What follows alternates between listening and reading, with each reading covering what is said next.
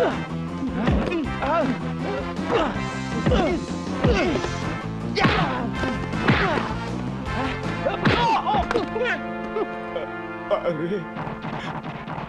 bayaran mo naman yung utang mo.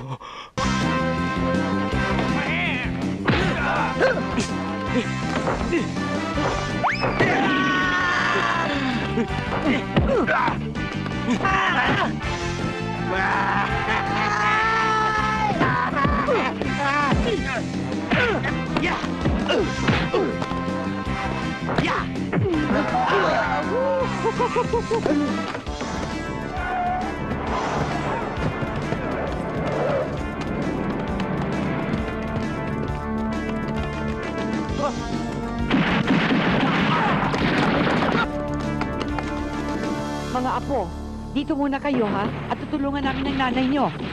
Opo, Lola. Magpakabait kayo ha.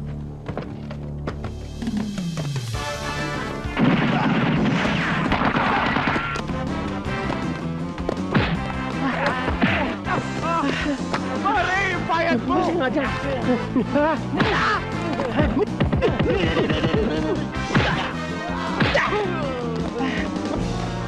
Burak! Surrender! Surrender! Pare! Andy!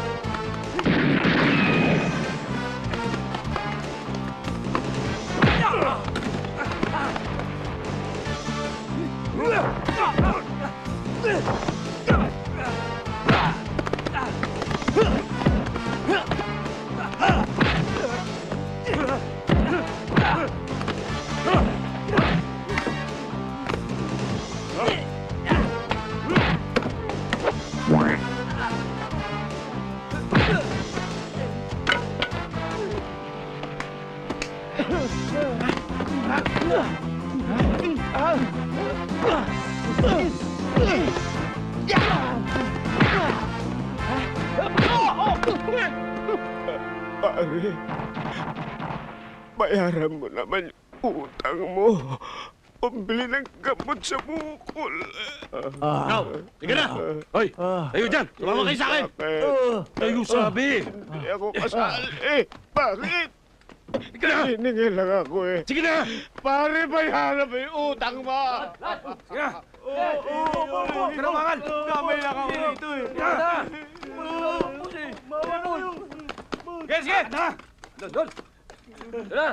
Daddy, Mami, pinagtulungan nila ako. Buti nga sa'yo! Maswerte ka at binuhay ka pa nila! Akala namin ikaw ang tawang bibigay sa amin ng kaginhawaan. Yung pala masamang balak mo sa aming anak. Inay! Tay! Buti na lang dumating si Andy dahil kung hindi, baka kung ano na masamang nangyari sa akin.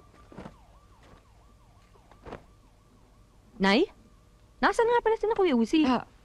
Nasa bahay anak, binabantayan yung mga bata. Ah.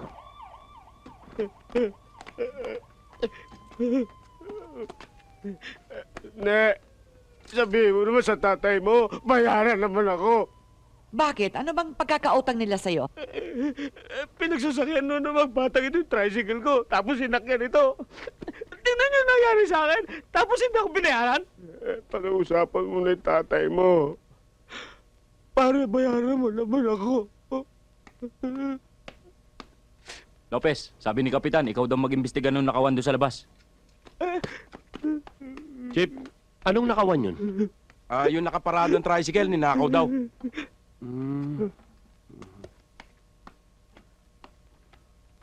Akin yun na! Akin yun! Hindi na ako binayaran, ninakaw pa yung tricycle ko.